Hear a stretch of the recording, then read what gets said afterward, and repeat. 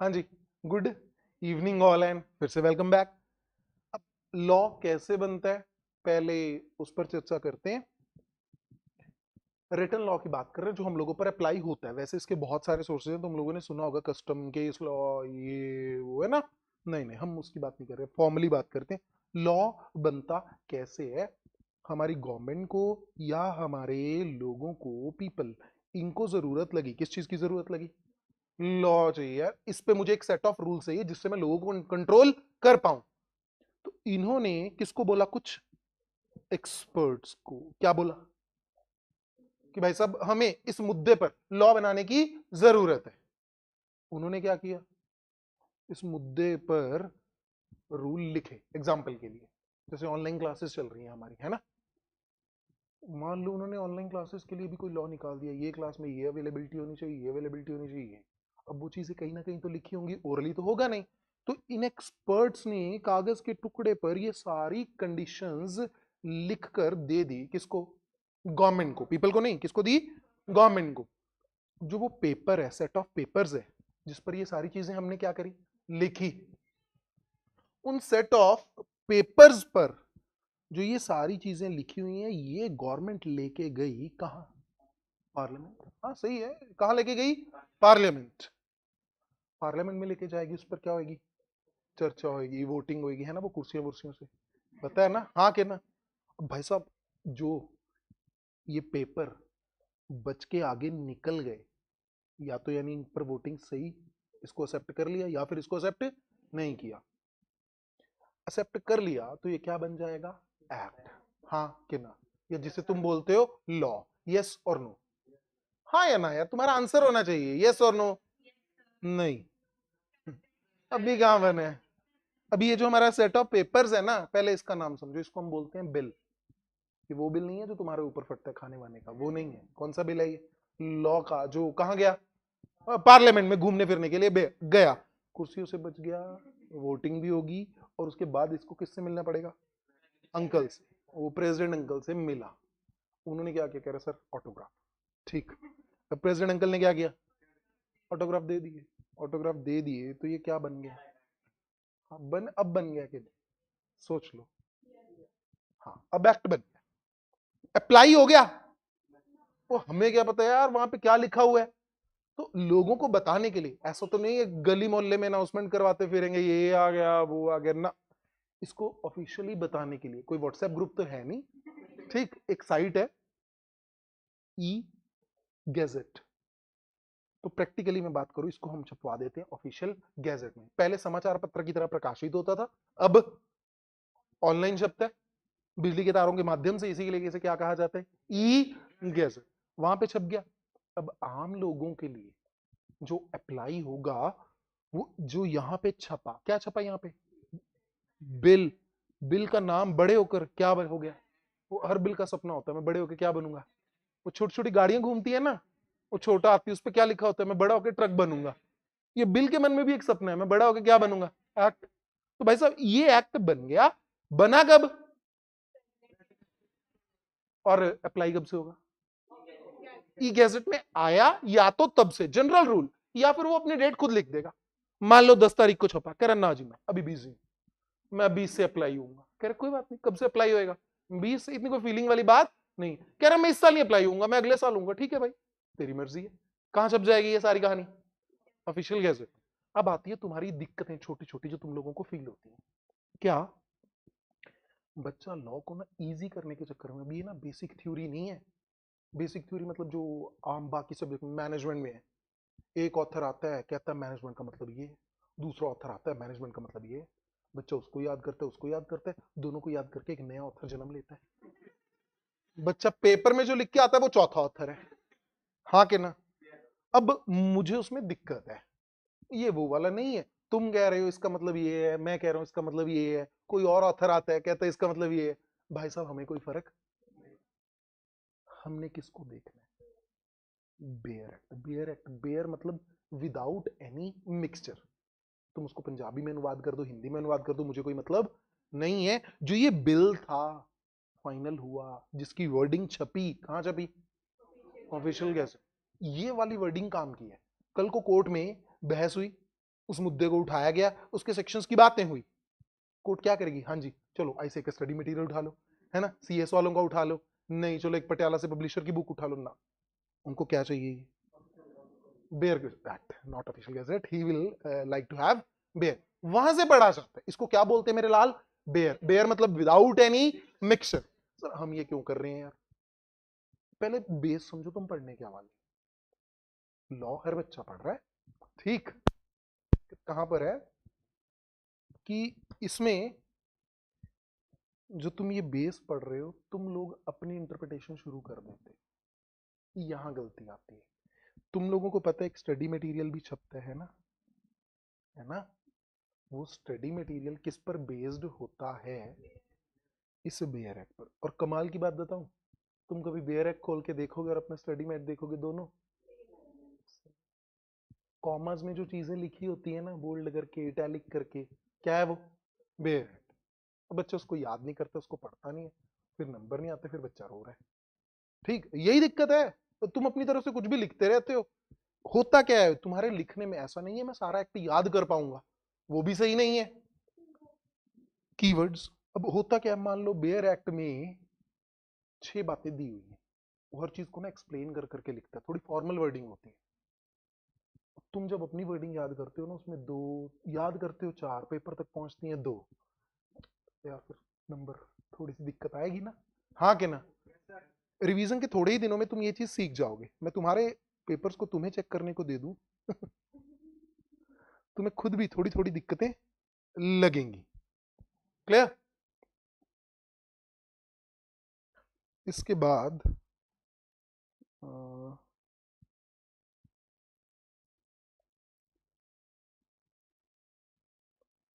अब हम स्टार्ट करने वाले हैं कहां से,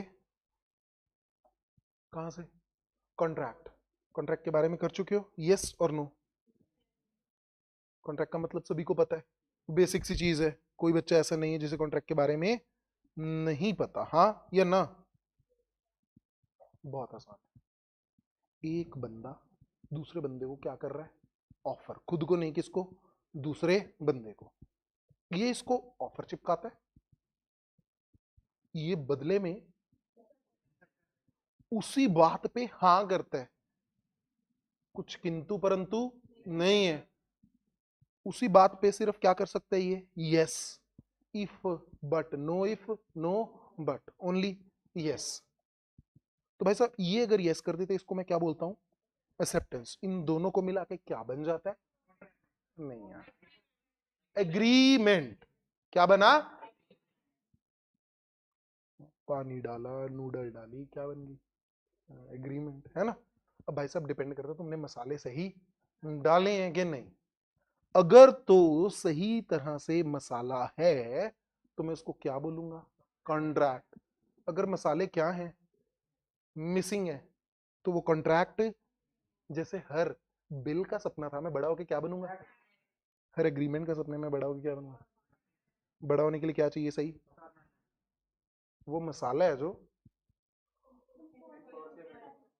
अच्छा ठीक, डायग्राम्स तो याद होती है ना, एनफोर्सेबिलिटी एट लॉ, मतलब अगर लॉ मानते हैं कि इस एग्रीमेंट में अगर कोई दिक्कत आई हम इस एग्रीमेंट को पूरा करवा के देंगे, तो वो क्या है, कॉन्ट्रैक्ट, अगर ऐसा कुछ नहीं है तो वो कॉन्ट्रैक्ट नहीं है, सिंपल है, क्लियर। इसकी डेफिनेशन वगैरह तुमसे पूछेगा कभी, कोई चांस नहीं है, कोई बहुत अच्छे कर्म किए हुए हैं, पुण्य किए हुए हैं, गऊ कुत्ते को रोटी डालते हो कुछ ऐसा हो जाता है ना फीलिंग, घर पे पेपर है बेटा जाते जाते चिपका देना, तेरी रोटी है तू देख ले कुछ, तो बेटा आ जाए, अदरवाइज इसके कोई चांसेस नहीं है।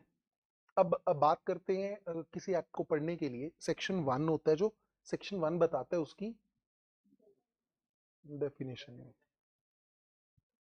उसका नाम बताता है, शॉर्ट टाइटल वगैरह, शॉर्ट टाइटल समझते हो, टाइटल का मतलब नाम, शॉर्ट टाइटल मतलब छोटा नाम, अरे सही है, हंस रहे हो तुम लोग, जैसे बच्चों का नाम होता है ना, क्लास में मैं पूछूंगा हाँ जी इतना अच्छा अच्छा नाम, मैं घर का नाम पूछूं कोई नहीं बताएगा, घर पे ऐसे कैसे नाम चिपकाए होते हैं तुम लोग यहाँ के ना, तो भाई साहब किसी एक्ट का छोटा नाम क्या है, वो कहाँ कहाँ अप्लाई होगा, जैसे हमारा इंडियन कॉन्ट्रैक्ट है, it applies to whole of India except, except अरे कुछ बच्चों ने कर रखा है, except Jammu and Kashmir. Sir वो अब ये ना एक नंबर का गरीब क्वेश्चन आता था, बच्चे बहुत खुश होते थे, अब ऐसा कोई क्वेश्चन आने के कोई चांसेस नहीं है। कारण आर्टिकल 370 था, उसको कर दिया डिलीट।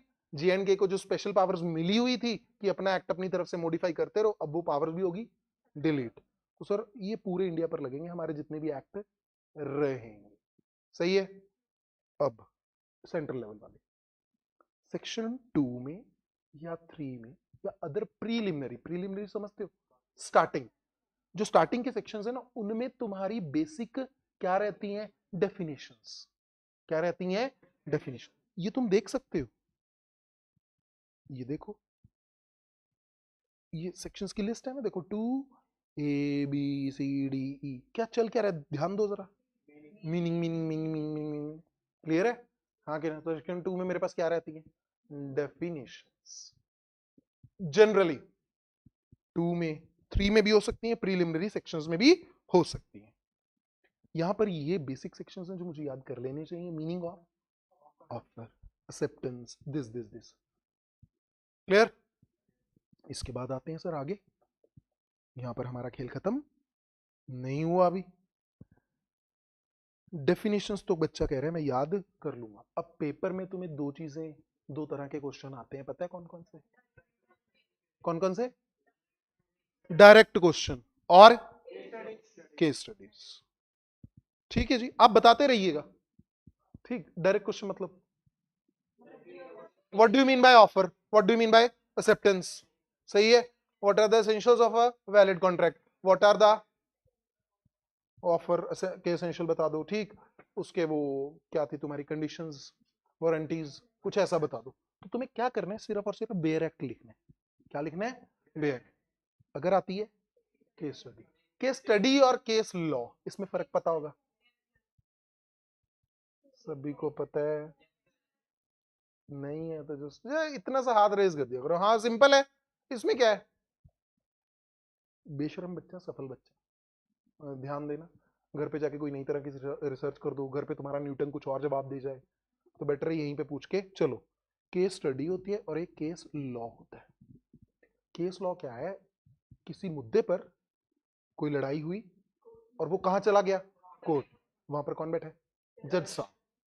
जज साहब ने उस पर डिसीजन दे दिया, और अगर वो कुछ बहुत ही बढ़िया तरीके से किसी पॉइंट को एक्सप्लेन कर देता है या कोई पेचीदा मुद्दे को डिसाइड कर देता है, तो वो बन जाता है हमारे लिए लैंड मार्क केस लॉ, जिसकी रेफरेंस लेकर फ्यूचर में जजेस आगे की केसेस सेम पॉइंट पर डिसाइड कर लेते हैं।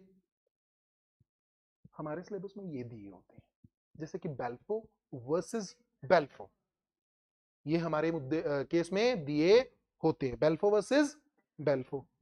लैंडमार्क का मतलब समझते हो ना, जैसे घर के पास कोई मशहूर जगह होती है, जब तुम पता लिखते हो तो हाँ जी, पुरानी बाड़ी के पीछे, नए मंदिर के आगे, वो क्या है, लैंडमार्क। इसी तरह केस लो कि उसकी रेफरेंस मैंने ले ली है। तब आती है केस स्टडीज, ये तुम्हें एग्जाम में दी जाती है। एक इमेजिनरी लड़ाई, एक इमेजिनरी फैक्ट्स की कलेक्शन बनाई जाती है, उसके बेसिस पर तुमने क्या करना है, डिसाइड कर। अब तुम्हारे वाले वकील की बारी है, क्लियर है। अब जो तुम्हारे अंदर का काला कोट लॉ पढ़ते हुए बार बार बाहर आता है ना, उसको डिसाइड करने का समय आ गया कि बेटा तू अपना डिसीजन दे, ये फैक्ट है, तू क्या कहता है। इसको आंसर करने के लिए डायरेक्टली बच्चे को पूछो, हाँ जी ए और बी में ये बात हुई, कोई इलीगल कॉन्ट्रैक्ट हो, बच्चा कहता है दिस इज नॉट वैलिड, खत्म। भाई साहब पूरी इज्जत के साथ काम करना है यहाँ पर। एग्जाम्पल के लिए बोला, ए ने बी को गुड स्मगल करने को दी, बी ने कर दी। अब ए अपने पैसे मांग रहा है 5 लाख रुपए, भाई साहब मेरा हिस्सा दे दो। क्या वो ऐसा कर सकता है, केस फाइल कर सकता है, नो। बच्चा बच्चा यही लिखता है यार, बच्चा कहता है ये तो मुझे आता है, नो ही कैन नॉट, बस खत्म। तो भाई साहब पूरी इज्जत के साथ, जैसे घर पे रिलेटिव आते हैं, तुम्हें पता है कि खाने पीने के लिए आए हैं कई बार, तो भाई साहब हम घर पे बुलाते हैं, माथा टेकते हैं, चार बातें करते हैं, फिर जाकर कुछ खाना पीना सब होता है ना। यह इनको भी इज्जत के साथ परोसा जाएगा। पहले हम क्या लिखते हैं, प्रोविजन। कौन सी, जो केस स्टडीज में है, प्रोविजन माने कि मुझे लिखना है अपना वेयर एक्ट। ठीक, हो सकते हैं बेटा, वो देखना पड़ेगा, ऐसा होता नहीं है, इतना लेवल तुम लोगों का रखा नहीं गया है कि चार चार केस मतलब 4-4 प्रोविजंस नहीं, जरूरी नहीं है, जनरली एक से काम चल जाता है। जब डिस्कस करेंगे केस स्टडीज तब ये पॉइंट सामने आ जाएगा। तो ये प्रोविजन आई मेरी किसकी, बेयर एक्ट की। उसके बाद लिखना होता है एक एनालिसिस। सभी बच्चों को पता है ये चीजें, मेरा काम इनमें छोटी छोटी दिक्कतों को दूर करना है। एनालिसिस आता है लास्ट में, क्या आता है, कंक्लूजन। एनालिसिस की बात करूं ना, मेरे इसे देखते से ही क्रॉस करने को दिल करता है। क्यों? क्योंकि बच्चा जैसे बड़ा भाई या बड़ी बहन छोटे वाले को होमवर्क चिपकाती है ना, बच्चा क्या करता है, जो ऐसे ही क्वेश्चन देता है भाई साहब वही क्वेश्चन यहाँ चिपका देता है, किसमें, एनालिसिस में। यही काम करते हो तुम लोग, क्योंकि हिंदी इंग्लिश हाथ तंग है ना जो इंग्लिश में, उसके कारण तुम एनालिसिस में क्या करते हो, ए और बी थे जी, दोनों का ये कॉन्ट्रैक्ट हुआ, इसने स्मगलिंग के लिए बोला, इसने ये बोला ये बोला ना। एनालिसिस में तुम्हें वो पॉइंट लिखने होते हैं जो मेरी प्रोविजन से जुड़े हुए हैं, बस दिक्कत भरे पॉइंट। दिक्कत क्या थी कि सर स्मगलिंग हो रही थी, और वो क्या है, इलीगल, बस ये एनालिसिस होता है। वो बच्चा पूरी कथा लिख रहा है, एक तो अपना समय व्यर्थ कर रहा है, पेपर समय पर कंप्लीट नहीं होता, हाँ कि ना। तो एक तो तुम यहाँ पे समय वेस्ट करते हो किसमें, एनालिसिस में पूरा क्वेश्चन चिपकाने में। मुझे इसमें लिखना क्या है, सिर्फ बेरेक में जो दिक्कतें हैं बेरेक से रिलेट करके। जैसे यहाँ पे स्मगलिंग की बात कर रहे, तो स्मगलिंग है जो इलीगल है, उसके कारण ये कॉन्ट्रैक्ट वैलिड नहीं। ये जो बात है वैलिड नहीं है, वॉइड है, ये कहां लिखनी होती है, कंक्लूजन। कई बार मेरे 2 पैराग्राफ्स बनते हैं, कई बार एक में भी काम चल जाएगा, मुझे 2 की जरूरत। हर बार ये कोई वैलिड नहीं है 2 बनेंगे 3 बनेंगे, कोशिश रहती है 3 बना लो, हो सकता है 2 बन जाए, हो सकता है 3 बन जाए, ध्यान रहेगा।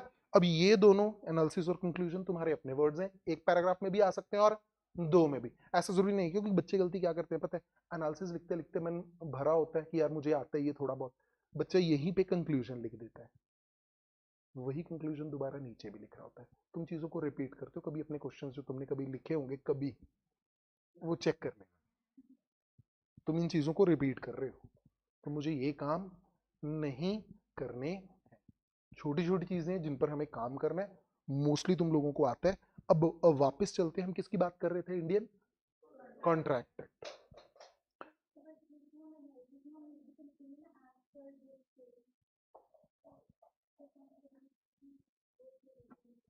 प्रोविजन में आ गया, बहुत कुछ है, यही चीजें छोटी छोटी दूर करनी है बच्चे। ये ना एक वहम है कि लॉ में पूरे नंबर नहीं आते है ना, थ्योरी मान के तुम्हारे दिमाग में पहले आता है पासिंग मार्क्स कितने हैं, 40, हाँ कि ना, नहीं यार, क्या सर 40 नहीं, रिसेंट बैचेस में 85 भी स्कोर किए हैं बच्चों ने, 81 सर, एक दो बच्चों के नहीं, 77, 65, 60 तो आम थे, बच्चे को पूछे नंबर, अबे 65 है, चल आगे चल, एग्जाम्पशन है मेरी, मुझे मत सिखा, समझ रहे हो ना फीलिंग, हाँ कि ना।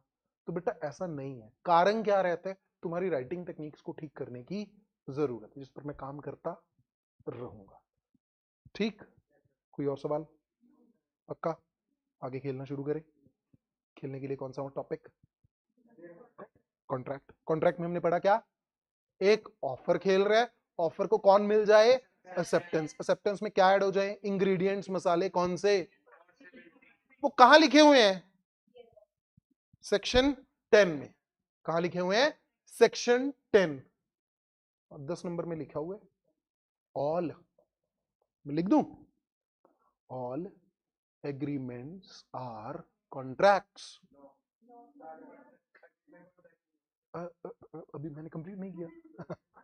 ऑल एग्रीमेंट्स आर कॉन्ट्रैक्ट्स, उसमें लिखा हुआ है इफ, वही तो बता रहा है वो, कि भाई साहब अगर आपको क्या बनना है, कॉन्ट्रैक्ट, तो आप ये वाले मसाले डाल लीजिए।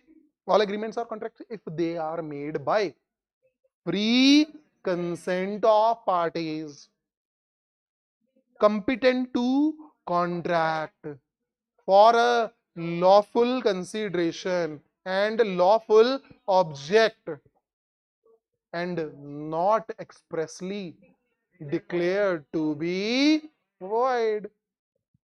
ये कुछ है मसाले, 10 हैं, यहाँ पे 5-6 लिख के कहानी खत्म। पेपर में भी हम इतना भी लिख देते हैं, काफी हिम्मत हो जाती है। बाकी मसाले ये पढ़े, ऑफर होनी चाहिए वैलिड, वैलिड एक्सेप्टेंस होनी चाहिए, हाँ के ना, जी सर। तो ये सभी चीजें हम कहां पे खेलेंगे, सेक्शन 10 में। एक सेक्शन याद हो गया आज का, कौन सा, सेक्शन 10। नहीं नहीं नहीं नहीं नहीं प्रभु, कचरा मत कीजिए। सेक्शन 1 में क्या था? नाम, पप्पू है, चप्पू है, गप्पू है, डप्पू है, कुछ भी नाम है किसका? एक्ट का। जो भी एक्ट है उसका सेक्शन 1 जनरली यही बताता है। और ये कब से अप्लाई हो रहा है, कहां कहां पे अप्लाई हो रहा है, ये चीजें होती हैं। एक और चीज, जब तुम डेफिनेशंस याद करोगे, कहां पढ़ी है? सेक्शन 2 में पढ़ी है, हाँ कि ना? They are arranged in alphabetical order generally. Alphabetical order समझते हो? एग्जाम्पल के लिए, एग्रीमेंट है, कॉन्ट्रैक्ट है, पहले कौन सी आएगी? कॉन्ट्रैक्ट है और कोर्जन है, पहले कौन सी आ रही होगी? कॉन्ट्रैक्ट। समझ पा रहे हो? CON, COE, पहले कौन सी आ रही होगी? COE, coercion. ABCDE, ई आता है 5वें नंबर पर। आगे कुछ आगे जाकर कौन सा आएगा बेटा? N। ये घर से कर लेना ट्राई, ठीक है ना? इसमें किसी को कोई डाउट? ये इसका हमें यूज क्या है सर? याद रखने में हेल्प रहेगी, नहीं तो बच्चा कुछ भी लिखता है, कुछ कुछ कई बार याद आ जाता है ना, अच्छा एग्रीमेंट पहले था तो ये बाद में होगा। बच्चे को कई बार कंफ्यूजन हो रही है, सर 213 किसका था, 218 किसका था, तो कुछ इस तरह से याद आ जाता है। ये तुम्हारा एक टूल है हेल्प के लिए। किसमें? सिर्फ डेफिनेशंस वाले सेक्शंस को याद करने। बच्चा पूरे एक्ट में से चिपका पाएगा ना बेटा? ना, ऐसा पॉसिबल नहीं है। तो ये टूल कहां काम आएगा? सिर्फ सेक्शन 2 में। ये सेक्शंस की लिस्ट हो जाएगी बेटा। 2A में आपने तो बोला था है, हाँ कि ना? मैंने बोला था हाँ कि ना? यहाँ पे है नहीं, यहाँ पे ऐसा कुछ नहीं है बेटा, वो भी मैं बताऊंगा कैसे आएगा। छोड़ो, तुम लोग ना ही मान के चलना, जनरली ऐसा होता है, यहां पर ऐसा नहीं है। अब आओ, सबसे पहले क्या दिया हुआ है? ऑफर। यहीं से तो कॉन्ट्रैक्ट स्टार्ट होता है ना। ऑफर होगा ना एक्सेप्टेंस होगी, तो मूल कारण क्या है कॉन्ट्रैक्ट का? ऑफर। 2A, ऑफर को क्या मिलती है? 2, याद हो जाएगा अभी के लिए ये दो। एक और सेक्शन तुमने याद किया कौन सा? 10, हाँ कि ना? 2A में ऑफर, 2B में, 10 में essentials of a valid contract, essentials of a valid contract. चलिए, मर्केंटाइल, मर्केंटाइल क्या होता है बताना जरा? बिजनेस। जो बिजनेस लॉ है किसका पार्ट है? सिविल। सिविल लॉ मतलब जो सिविल है, बिल्कुल सही। आप 1 करोड़ के आसपास ही है बेटा। क्रिमिनल लॉज पता है क्या? जो क्रिमिनल है, वैसा मेरे लाल, रोक लो रोक लो, अपने अरमान रोक लो। जब मौका मिला था तब बोले नहीं, अब बोलने का कोई फायदा नहीं।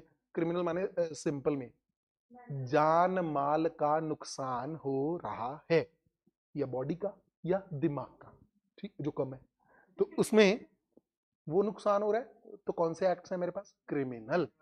पैसे वैसे का नुकसान हो रहा है तो सिर्फ प्रॉपर्टी वगैरह का नुकसान हो रहा है। तुम्हारी गाड़ी बाहर खड़ी है मान लो, ठीक, या बाइक, बाहर जाते जाते बूम, कोई पार्किंग में ही टच कर गया, कौन सा केस है? सिविल। क्लियर है? तुम उस पर बैठे हो तुम्हारी भी डेंटिंग पेंटिंग करवानी पड़ेगी, जानबूझ के अगले ने मारा है, कौन सा है? सिविल भी है, क्रिमिनल भी है। स्कूटी का नुकसान और तुम्हारी डेंटिंग पेंटिंग, दोनों चीजें होंगी, तो दोनों किस में कवर हो जाएंगी? सिविल में भी और समझ पा रहे हो? सिविल और क्रिमिनल। तो ये हमारे बिजनेस लॉज के, ये लड़ाई झगड़े की बातें करते हैं। भाई साहब उसने उसकी बाजू काट दी तो क्या प्रोविजन है? उसकी गर्दन कट गई थोड़ी सी, आधी बची है आधी लटकी है, कुछ ऐसा है? No sir. तो ये कौन से एक्ट है मेरे पास? Civil. Mercantile law is a part of civil law. Civil law is a branch of law. एक कौन सी है मेरे पास? Criminal. And deals with the rights and obligation of mercantile. Mercantile मतलब बिजनेस कर रहे हैं जो आपस में। सोर्सेज ऑफ मर्केंटाइल लॉ, ये कैसे बना?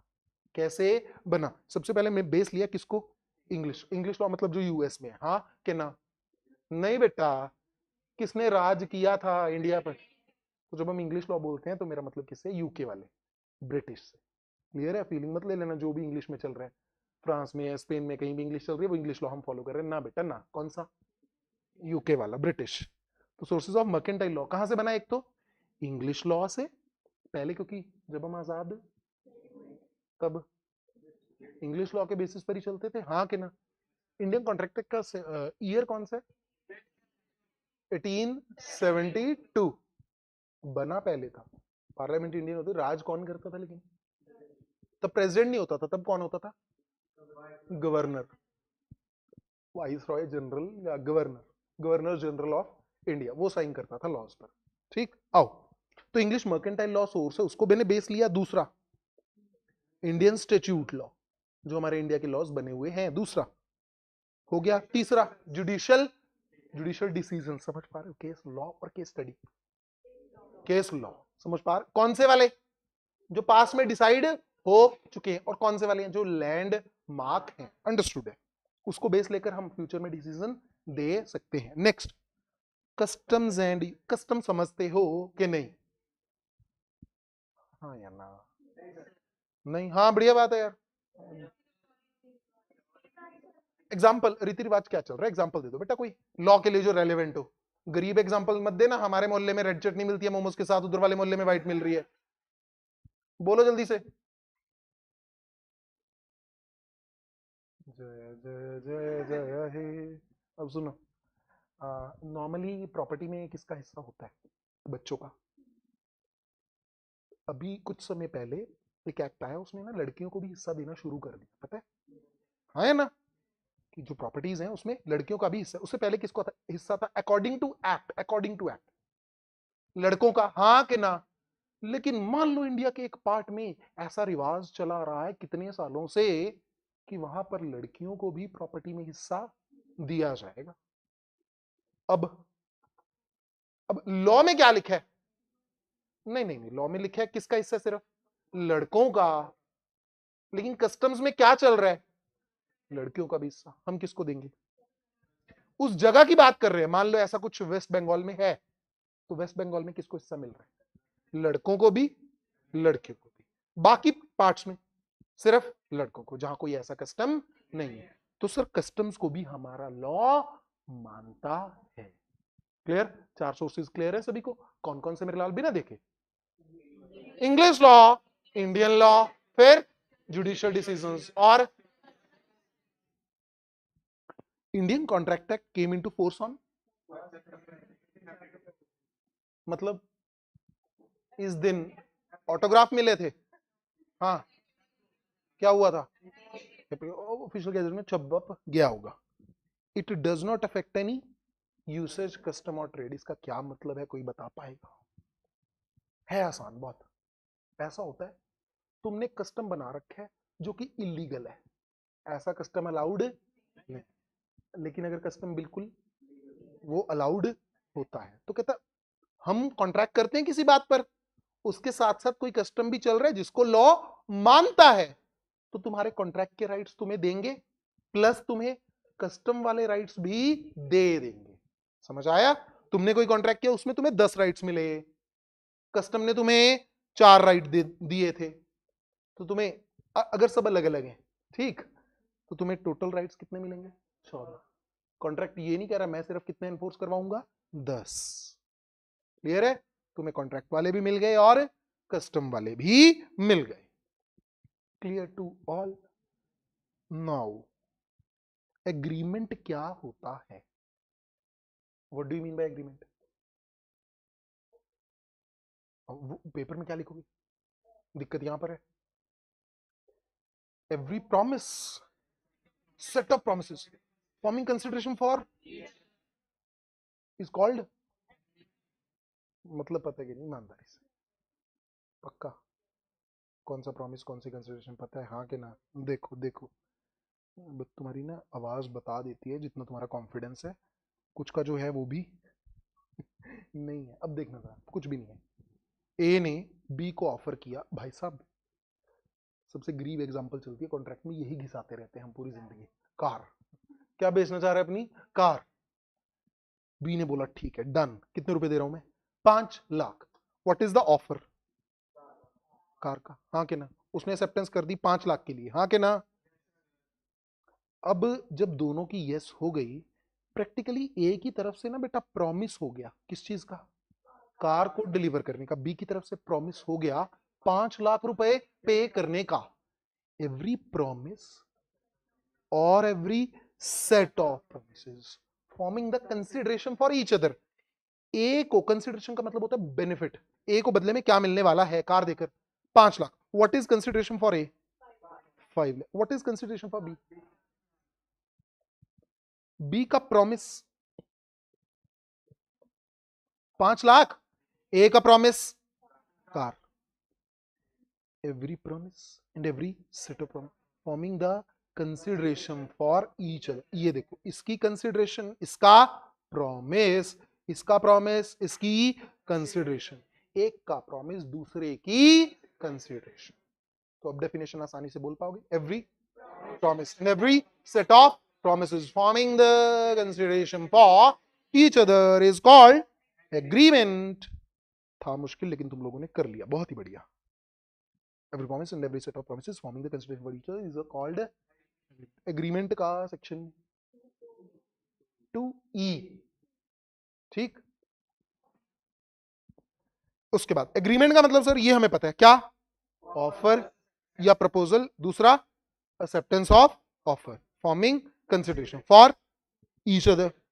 एक प्रपोजल अगर उसको यस मिल जाए, अभी हमने किया, पहले क्या गया था ऑफर, जैसे यस मिल गई वो क्या बन गया promise. A proposal when accepted, अच्छा इसमें वर्ड्स का ध्यान रखना, प्रपोजल व्हेन एक्सेप्ट, अगर एक्सेप्ट नहीं हुआ तो अभी भी क्या है offer. A proposal when accepted becomes a promise.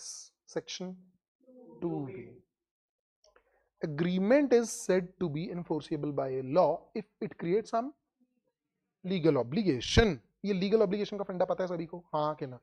अगर कोर्ट उसे मानती है, कोर्ट उसे एनफोर्स करवाएगी, तो भाई साहब वो लीगली ऑब्लाइज्ड होगा, तो वो कॉन्ट्रैक्ट है, अदरवाइज वो। तुमने अपने दोस्त को प्रॉमिस किया कि भाई साहब चल जब छुट्टी होगी तो मैं जाते हुए तुझे घर ड्रॉप कर दूंगा, हाँ कि ना? तुम जाते हुए मौसम अच्छा था, नहीं यार मैं तो इधर से जा ही नहीं रहा, मैं तो उधर को निकल रहा हूँ। वो कह रहा चल कोई बात नहीं, कल मिलते हैं कोर्ट में। भाई साहब क्या मजाक चल रहा है? क्या लॉ इसे एनफोर्स करवाएगा कि नहीं? क्यों? कुछ लीगल इसमें वैलिडेशन नहीं है, किसी ना कोई मसाला मिसिंग है, और ये वैलिड कॉन्ट्रैक्ट नहीं। अब तुमने प्रॉमिस किया हुआ है और उसने तुम्हें पेट्रोल डलवाने का प्रॉमिस किया, कंसिडरेशन आ गई, मान लो कॉन्ट्रैक्ट बन गया। अब तुम उस प्रॉमिस को तोड़ते हो, क्या वो कोर्ट में लेके जा सकता है? यस। हाँ बेटा, फीलिंग मत लो कि दोस्त है तो, लड़ाइयां दोस्तों में ही होती है, अनजान बंदे से तो बंदा वैसे ही दूर रहता है। क्लियर है? तो सर अगर लीगल ऑब्लिगेशन क्रिएट होती है तो वो कॉन्ट्रैक्ट बनता है, नहीं तो नहीं बनता। An agreement enforceable by law is a contract. Contract का मतलब एग्रीमेंट प्लस, एग्रीमेंट का मतलब ऑफर प्लस एक्सेप्टेंस। सर शुरू में बहुत घिसाई है हमने, है ना, डायग्राम हर कोई यूज करता है और फीलिंग आती है, अच्छा ये तो मुझे आ गया, कॉन्ट्रैक्ट तो मैं खा जाऊंगा। यूजुअल प्रिजम्पशन, प्रिजम्पशन समझते हो क्या होता है? प्री एज्यूम करना। प्रिजम्पशन मींस प्री एज्यूम करना। जैसे मैं किसी बच्चे को देख रहा हूँ पढ़ाते हुए, ठीक, बच्चा कर रहा है, क्लियर है, अब मुझे देखने में क्या लग रहा है सर? खा नहीं रहा बेटा, उसको आता है, मतलब कुछ बोल रहा है, क्लियर है, हाँ कि ना? और वो पता लगा वो कुछ खा रहा है, वो तो ध्यान से देखने पे पता चलेगा ना, मैं ऐसे ही एक बच्चे को थोड़ी देख रहा हूँ हाँ क्या कर रहे हैं यार, अरे कमाल है, क्लियर है? तो प्रिजम्पशन मतलब जो देखने में लगता है, पहली, इसे हम प्राइमा फेसाई भी बोलते हैं, पता ही इस वर्ड का मतलब, जो पहले देखने में लगता है। जैसे जिस बच्चे के चश्मा लगा तो देखने में अरे यार ये तो पढ़ता ही होगा, है ना? क्लियर है? तो यूजुअल प्रिजम्पशन मतलब अगर आपके सामने ऐसा कोई केस स्टडी आए या कोई भी फैक्ट्स आते हैं, अगर सोशल नेचर का या डोमेस्टिक एग्रीमेंट है, तो सर पार्टीज कभी भी कोर्ट में जाना नहीं चाहती, उस रिश्ते को वो लीगली निभाना नहीं चाहती, they do not intend to create legal relationship, हाँ कि ना? घर वालों ने बोल दिया भाई साहब फाउंडेशन कर ले, आईफोन मिल जाएगा, बच्चे ने सिर्फ नीचे रिजल्ट देखा पास, बस भाग रहे, नंबर देखे ही नहीं, क्यों? दिमाग में क्या चल रहा है? आईफोन। घर पे गया, पास हो गया, अच्छा ठीक है, देखते आईफोन, अबे बैठ अगली तैयारी। बच्चा अगर मैं जा रहा, कहाँ जा रहा? कोर्ट में जा रहा मैं, पापा कल मिलेंगे, मैं जा रहा जज साहब के पास, रो रहा है बच्चा, पॉसिबल है? क्यों? यार लीगल ऑब्लिगेशन, आपको पता था? अरे ये टिड्डू सा मुझे लेके जाएगा कोर्ट में। नहीं नहीं नहीं नहीं, ऐसा पॉसिबल नहीं है। Parties do not intend to create legal relation, उनकी कोई ऐसी इच्छा नहीं होती। क्लियर है?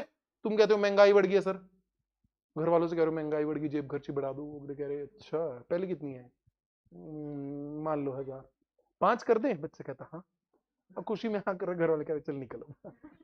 कल को कोर्ट में जा सकते हो। नो, लेकिन क्या हर बार ऐसा होगा? हर बार ऐसा होगा? नो, फैक्ट्स पे डिपेंड करता है। कई बार घरेलू कॉन्ट्रैक्ट्स भी कोर्ट में खड़े पाए जाते हैं। लेकिन हम क्या किसकी बात कर रहे हैं, ध्यान देना, प्राइमा फेसाई। मतलब जब तुम केस स्टडीज पढ़ोगे ना, केस स्टडीज पढ़ते हुए अगर कुछ ज्यादा नहीं गिवन, सोशल नेचर का या डोमेस्टिक नेचर का तुम्हें डाटा गिवन है, तो मैं क्या मान के चलूंगा कि वो कोर्ट में नहीं वैलिड होगा। लेकिन कुछ केसेस होंगे जहां वो वैलिड होगा। इस चीज का मुझे ध्यान रखना, तुम उन पर स्टार मार्क कर लेना। क्लियर है कि ये वाले फैक्ट्स हैं, जब ये डोमेस्टिक फैक्ट्स मेरे सामने आएंगे तो मुझे इसे एक वैलिड कॉन्ट्रैक्ट का रूप मानकर चलना है। क्लियर है? प्राइमा फेसाई का और एक्चुअल का फर्क समझ आ रहा है? प्राइमा फेसाई मतलब ऊपर ऊपर से देखने में। आइए अब कॉमर्शियल और बिजनेस में जनरली क्या होगा?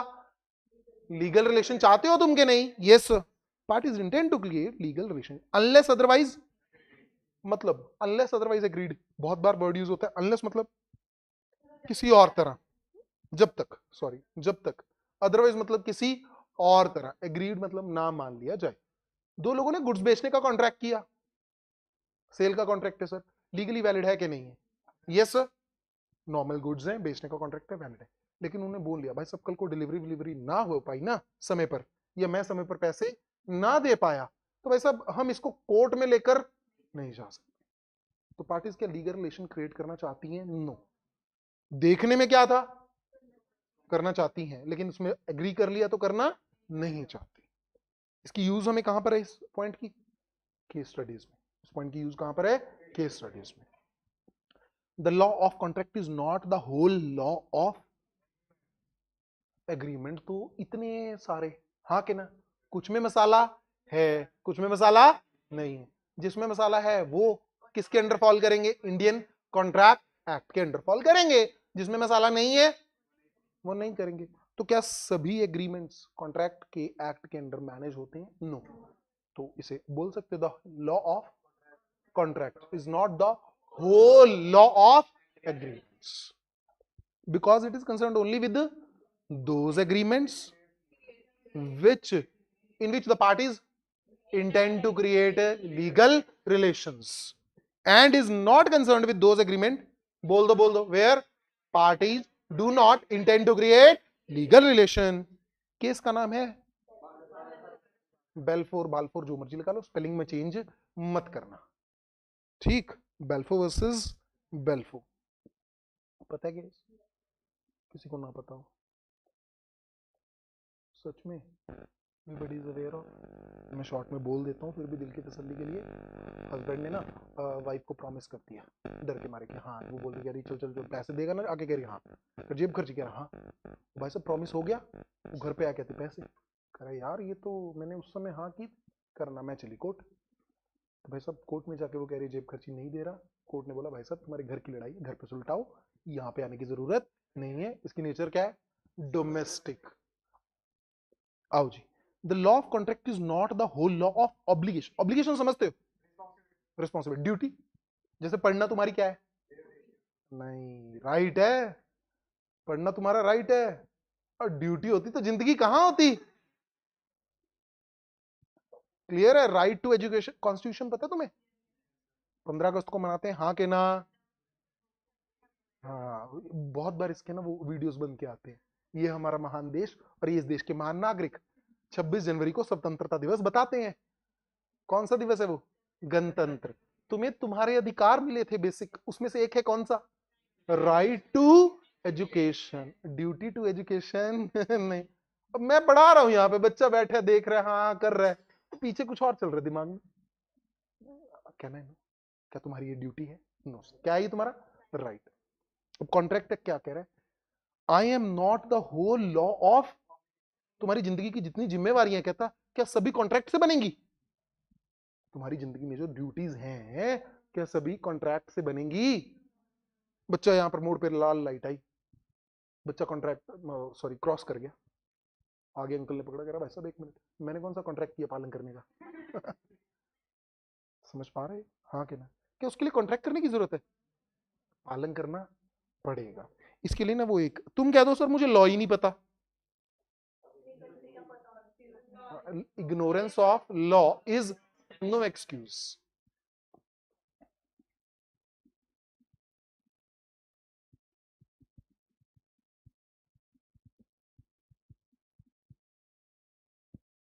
ठीक, ये क्या है?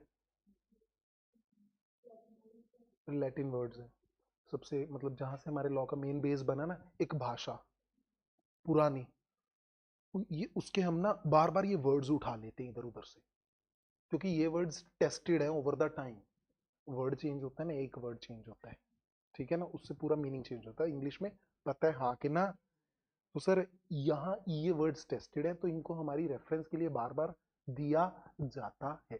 Word ignorantia juris non excusat, इसका मतलब ignorance of law is no excuse. Clear? Latin maxim है इसका।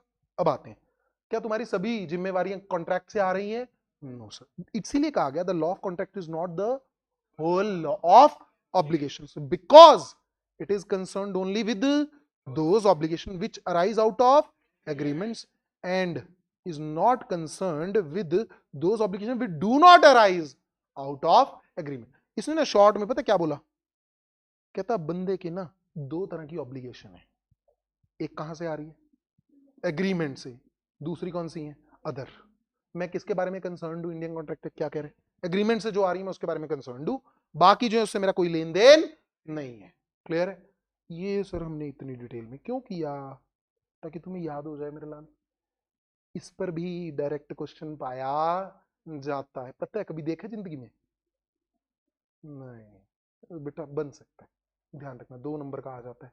The contract of, the contract act is not the whole law of obligations. तो बच्चे को पता होना चाहिए मुझे लिखना क्या है। यस नो करके मत आ जाना। Yes we agree with you, thank you. Clear? चलो आओ, क्लासिफिकेशन ऑफ कॉन्ट्रैक्ट। क्लासिफिकेशन मतलब टाइप्स ऑफ कॉन्ट्रैक्ट। इसके लिए हमें टाइप्स की मैं बात करता हूं ना, मैं उसमें कुछ ना बेस होता है टाइप में। जैसे मैं टाइप्स ऑफ कार की बात करूं, क्लियर? टाइप ऑफ कार में मैं ले सकता हूँ सेडान, वो लंबी वाली गाड़ियां, ठीक, एसयूवीज ऊंची वाली गाड़ियां, उनकी उनके बेसिस पर टाइप ले सकता हूँ। फिर कॉस्ट के बेसिस पर उनको अलग अलग कर सकता हूँ, हाँ के ना? फिर ब्रांड के बेसिस पर उनको अलग अलग कर सकता हूँ, हाँ के ना? जैसे क्लास में बच्चे, मैं कह रहा हूँ कुछ जाग रहे हैं कुछ सो रहे हैं, आइडेंटिफाई करने का तरीका, हाँ के ना? तो कोई ना कोई, जब भी आप किसी भी चीज की टाइप पढ़ते हो ना, वो कोई ना कोई पहले बेसिस ले रहा हूं, ठीक? अब पहला basis, basis of creation, how they have been created, कैसे क्रिएट किए गए? बोलकर, लिखकर। कौन से? Express. One which is made by spoken or, the contract which is made by word spoken or written is called express contract। section 9। 9 में contract बना, 10 में मसाले चिपका दिए, बनते से ही ऊपर मसाला याद रहेगा। कौन कौन से सेक्शन याद होगा बेटा? ए में 2A of 2B, 9 express contract, 10 बहुत ही बढ़िया। इम्प्लाइड कॉन्ट्रैक्ट, यहां दिक्कत है मुझे। इम्प्लाइड कॉन्ट्रैक्ट का मतलब अदर देन वर्ड्स स्पोकन, इसमें ना थोड़ा ना तुम्हारे दिमाग में कुछ भरा हुआ है, मुझे उसको क्लैरिफाई करना है। मैं मोस्टली बच्चों को देखता हूँ, इसकी ज्यादा ज्यादा ज्यादा ज्यादा मतलब बहुत सारे सेक्शंस पढ़ते रहते हैं ना, तो जाके ये समझ में आता है। एक्सप्रेस और इम्प्लाइड वाले ध्यान देना, जब तुम साफ साफ कॉन्ट्रैक्ट कर रहे हो, जैसे आपने बोला कि हाँ जी आपने को मेरी गुड्स खरीदनी है, दूसरे बंदे ने बोला यस मुझे आपकी गुड्स खरीदनी है, साफ साफ बात हुई, चलिए हम कॉन्ट्रैक्ट बना लेते हैं। क्या है ये? Express contract. अब दूसरा है इम्प्लाइड। बंदा इम्प्लाइड में तुम्हारे दिमाग में जो भरा हुआ है कभी बोलता ही नहीं। गलत। गलत नहीं, वहां पे डायरेक्टली नहीं कह रहा, इनडायरेक्टली कह रहा है। वर्ड्स हो भी सकते हैं, नहीं भी, लेकिन वो वर्ड्स साफ साफ कॉन्ट्रैक्ट नहीं बना रहे। लेकिन वो वर्ड साफ साफ कॉन्ट्रैक्ट नहीं, अगर वो वर्ड साफ साफ कॉन्ट्रैक्ट बना देंगे तो कौन सा बन जाएगा? एक्सप्रेस। अगर घुमा फिरा कर कह रहे कुछ तो it may be by otherwise than by word spoken or written. यहां पर जो वर्ड है लिखना ऐसे ही है, लेकिन अपने दिमाग में क्लियर रखना। ठीक है, इसमें तुम्हें एग्जांपल दी होती है, कूली पिक्स बैगेज, उसने सामान उठाया। ये तो नहीं है, तुम कुछ तो बात करते होगे कि कूली ने सामान उठाया, अच्छा इसको बोलना तो है नहीं, क्यों नहीं बोलना, इंप्लाइड कॉन्ट्रैक्ट है, चलो मैं आगे आगे भागता हूं, ये मेरे पीछे पीछे आएगा। ऐसा होता है कभी? वो तुमसे पूछता है ना कौन से स्टेशन पर जाना है, 4 नंबर पर, 6 नंबर पर, सर बाहर बस स्टैंड की तरफ जाना है, रेलवे स्टेशन की तरफ जाना है, हाँ कि ना? कुछ तो वो पूछता है। तो सर वो कुछ ना कुछ तो बातचीत हो रही है कि सर वो ये हम गूंगे बन के इंप्लाइड कॉन्ट्रैक्ट बनाएंगे। नो सर, तो इंप्लाइड का मतलब है वो डायरेक्टली नहीं इनडायरेक्टली काम कर रहा है। दिमाग में क्लियर रहेगा, हाँ कि ना? ट्रांसपोर्ट कंपनी रनिंग बसेस, वो आवाज कैसे लगाता है? चंडीगढ़, लुधियाना, मानसा, लाइक। क्लियर? आइए हम आपके साथ कॉन्ट्रैक्ट करना चाहते हैं, आप हमारी गाड़ी में बैठेंगे और हम आपको वहां तक पहुंचाएंगे, स्पीड इतनी रहेगी, ड्राइवर ये रहेगा, कंडक्टर ये रहेगा, एंड सो ऑन। होता है? No sir. तो डायरेक्टली वो बस आवाज लगा रहा है, मतलब उसका वर्ड तो बोल रहे हैं ना वो, हाँ के ना?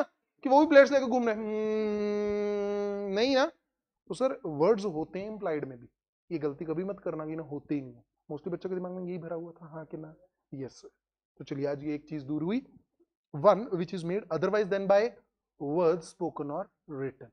लेकिन मतलब इसका कहने का और है, लिखने का कुछ और है। टैसिट कॉन्ट्रैक्ट, टैसिट का मतलब साइलेंट। साइलेंट तो भाई सब कुछ तो कर रहे हैं, खड़ा है, खड़े खड़े क्या होगा? कॉन्ट्रैक्ट है?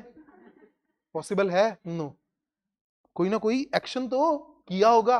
वो एक्शन, इसमें हमारे लिए एग्जांपल क्या है? एटीएम। एटीएम से जाके बातें तो नहीं करता कोई, कह रहा वैसे मेरा तो एक्सप्रेस है, एटीएम देवता पैसा बरसाने की कृपा करें। नेक्स्ट मेरे पास क्या है? Auction cell. ऑक्शन सेल में क्या कंडक्ट होता है बेटा? बिड। मैं बता दूं, एक पर्सन हथौड़ा लेके खड़ा, जो बिड होगी पर्सन पे नहीं, सामने जो जगह उस पर हथौड़ा मार दिया जाता है, वो उसने एक्सेप्ट कर लिया। ऑफर क्या होता है मैं बता दूं, जो बिडिंग चल रही होती है, एग्जांपल के लिए वो बोलते हैं नेक्स्ट प्राइस इज 30 लाख। अब तुम लोगों को आई थिंक ऑक्शन का टॉपिक भी है ना? है बेटा, auction sale, sale of goods act में। एक अच्छा काम, इंस्टा तो सभी के पास होगा, एनआरओ नंबर तो याद नहीं होगा, इंस्टा आईडी पक्का याद होगा। याद है? सभी का सेम हाल नहीं है। अब आते हैं, एक मेरे पास वो रहेगा, पेज है, जाके चेक कर लेना, सौदबी, SOTHEBY,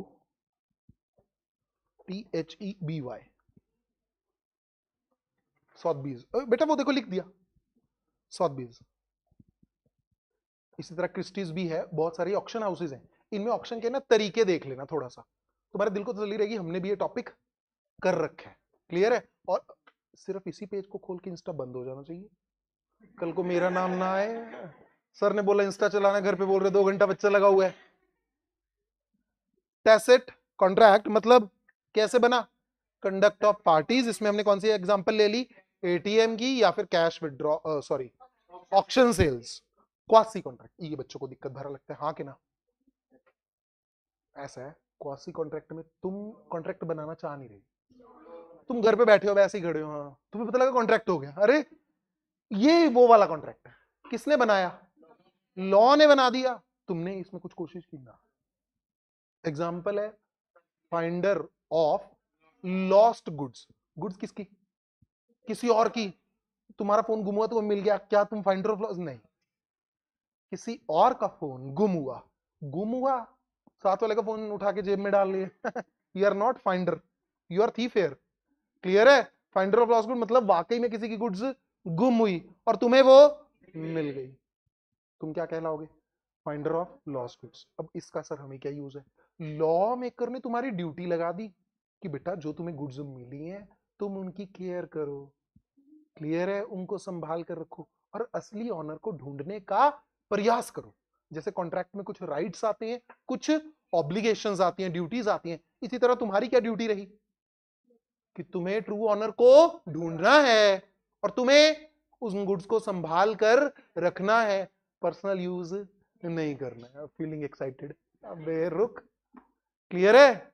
उसके बाद तुम्हारा राइट क्या है? उन गुड्स को संभालने वगैरह पर अगर कोई खर्चा वर्चा होता है तो तुम उसके मालिक से रिकवर कर सकते हो और समय आने पर तुम उन गुड्स को बेच भी सकते हो। उसकी कुछ कंडीशंस वगैरह है। कॉन्ट्रैक्ट है, राइट्स है इसमें, हाँ, ऑब्लिगेशंस है, हाँ। तो ये क्या है? कॉन्ट्रैक्ट। तुमने बनाया? किसने बनाया? लॉ मेकर ने तुम्हारी ड्यूटीज लगा दी। तो कौन सा कॉन्ट्रैक्ट है बेटा? ये quasi contract. It is not actual but resembles to contract, मिलता जुलता है। Clear? Like son, like father. तो क्रिएटेड बाय लॉ। क्या इसमें भी सभी एलिमेंट्स प्रेजेंट रहते हैं? नो। क्या मिसिंग है इसमें? Offer and acceptance. भाई साहब, मेन फाइंडर ऑफ गुड्स में क्या लिख होते हैं? तो फोन मिला, अच्छा वो कह रहा है क्या आप मुझे संभाल कर रखने का वचन देते हैं? तुम कहते हो यस, वो आता है गोदी में गिर जाता है। नहीं सर, क्या मिसिंग है इसमें? Offer and acceptance. Still it is considered as contract. Finder of necessaries supplies to minor or a person of minor, समझते हो? चुन्नू मुन्नू छोटे छोटे खेल रहे हैं, ठीक? 18 साल से, जनरली 18 साल से कम। Persons of unsound mind, unsound समझते हो ना? आवाज नहीं आ रही हाँ के ना? हाँ हाँ, जिनको अपने अच्छे बुरे की समझ नहीं, मेंटल मत बोला करो, तो तुम गुस्से में बोल देते हो यार मेंटल हुआ पड़ा है, वो काम नहीं। जिनको अपने अच्छे बुरे की समझ नहीं है, पर्सन्स ऑफ, ये मैं क्यों बता रहा हूँ बेटा, कई बार ये लिखना पड़ जाता है। Persons of unsound mind means the person who are not capable of understanding their well-being or who cannot identify their benefits, और पॉजिटिव में या नेगेटिव में कुछ भी। क्लियर है? इसके बारे में हम अच्छे से करेंगे कहाँ कहाँ? वो जो तुम्हारा चैप्टर है कैपेसिटी टू कॉन्ट्रैक्ट में, तो इसको यहाँ पे डिस्कस करने की जरूरत नहीं है। इसमें वैसे कौन सी चीज मिसिंग है बताना जरा। इसमें कौन सा, हमने ये तुमने बोला ना बेटा सारे मसाले प्रेजेंट नहीं है, इसमें कौन सा मसाला मिसिंग है?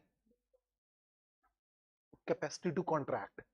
मरलाल, कौन सा मसाला मिसिंग है? Capacity to contract. एक तरफ तो तुम क्या कहते हो कि छोटू के साथ कॉन्ट्रैक्ट नहीं करना, छोटू मींस माइनर, और दूसरी तरफ तुम कह रहे हो अगर माइनर को क्या सप्लाई की? नेसेसरीज, उसकी जिंदगी की जरूरत की चीजें, तो भाई साहब वो क्या हो जाएगा? लाइबल। लाइबल होगा, क्वासी कॉन्ट्रैक्ट है क्या? Clear to all? मसाला मिसिंग था फिर भी कॉन्ट्रैक्ट वैलिड है। Next, on the basis of execution और परफॉर्मेंस। सबसे पहले दोनों पार्टीज ने अपना काम कर दिया है, एग्जीक्यूटेड और परफॉर्म्ड कॉन्ट्रैक्ट, दोनों पार्टीज अपना काम पूरा कर चुकी हैं। वे both the parties to contract have performed their respective obligation. गाड़ी खरीदनी थी, वही याद है, गाड़ी आ गई, पैसा चला गया, काम खत्म, कॉन्ट्रैक्ट में कुछ भी करना बाकी नहीं। Executory, still to be executed, where the performance is pending either from both the parties or either of the parties। ए और बी के बीच कॉन्ट्रैक्ट हुआ है, ए और बी दोनों की परफॉर्मेंस पेंडिंग है, ना गाड़ी डिलीवर हुई है ना पैसा आया है, या फिर या तो गाड़ी डिलीवर हो गई या फिर पैसा आ गया। क्लियर? मतलब वो कब काम करेंगे? फ्यूचर। सीए की ट्यूशन अगले महीने, ठीक? ये एग्जांपल है, तुम्हारे लिए तो नहीं है, तुम तो ज्वाइन कर चुके हो। नेक्स्ट, यूनिलेटरल और बायलेटरल। बायलेटरल बहुत आसान है, क्या है? One in which both, by मतलब बोथ, यहां से याद हो जाएगा, दोनों पार्टीज की परफॉर्मेंस क्या है? पेंडिंग, उसको क्या बोला गया? बायलेटरल। ये पता है एग्जांपल? हाँ कि ना? पढ़ो जल्दी से, शाबाश, तुम भी कुछ कर लो। अर्नेस्ट मनी समझते? एडवांस, बयाना, ठीक? तुमने 25,000 एडवांस दे दिए, मान लो 2.5 लाख का प्लॉट है, तो सर 10% मनी मैं एडवांस दे चुका हूँ, फ्यूचर में कॉन्ट्रैक्ट हो चुका है, दोनों पार्टीज को काम करना है। क्या काम करना है? 2.5 लाख में से 25 गए, कितने बचे? 2.25। ठीक, कैलकुलेटर ले जाना लॉ के पेपर में, अगर कई बार ऐसी दिक्कत आ जाए तो 2.25 तुम क्या उठाओगे? पेमेंट दोगे किसको? जिसकी जमीन है, वो बदले में क्या करेगा? जमीन तुम्हारे नाम पे ट्रांसफर करेगा। दोनों पार्टीज ने काम करना बाकी है, हाँ कि ना? कौन सा कॉन्ट्रैक्ट है? बायलेट। लास्ट में कौन सा है मेरे पास? यूनिलेटरल। यूनिलेटरल एक तरफ से ही परफॉर्मेंस होती है, बाकी नहीं है, होती ही एक तरफ से है, होती ही एक तरफ से। एग्जाम्पल के लिए, वो जैसे पुलिस वालों ने निकाला वांटेड, ठीक, सलमान खान वाला नहीं, पोस्टर निकाला वांटेड, काली पीली सी फोटो थी, तुमने साथ वाले को देखा क्लास में, अबे ये तो यही लग रहा है, चल आ जा तेरे को लेके चलता हूं। अब तुमने वो बंदा ढूंढ दिया, क्लियर है? तुम्हारी परफॉर्मेंस, कॉन्ट्रैक्ट बन गया सर। तुमने तो अपनी तरफ से बंदा ढूंढ दिया, तुम्हारी तरफ से परफॉर्मेंस हो गई, बंदा मिला इज इक्वल टू परफॉर्मेंस।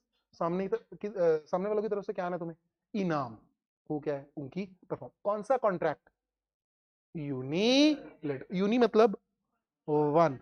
छोटे होते सभी को ना बहुत अच्छा लगता है यूनिकॉर्न, उसका बेचारे का एक सिंग होता था, हाँ कि ना? वही है ये यूनिलेटर, एक परफॉर्मेंस। सिर्फ कितनी परफॉर्मेंस होगी इसमें? एक। The contract in which only one party has to perform his promise or obligation to do or forbear, that is one sided example. Payment of tax to government तुम कमाई कर रहे हो, तुम्हारी कोई ऑब्लिगेशन, हाँ, कमाई मिली, देनी पड़ेगी। किसका हिस्सा देना पड़ेगा? गवर्नमेंट का। Simple. Advertisement to find missing child, वो कोई तुमने स्वीट सी फोटो देखी, वो तुम्हारे पैरों पे लटका, अंकल टॉफी लेनी है आजा बेटा तू मुझे दिलवाएगा। क्लियर है? तो भाई जैसे ही बच्चा मिला, तुम्हारी परफॉर्मेंस हो गई, सामने वाले की परफॉर्मेंस बाकी है। किस चीज की? इनाम की। याद रहेंगे, हाँ कि ना? इजी। चलिए, आज के लिए मेरे लाल इतना ही, समय समाप्त हो चुके। मिलते हैं कल ब्रेक के बाद, तब तक हंसते रहिए, मुस्कुराते। See you all tomorrow. Thank you.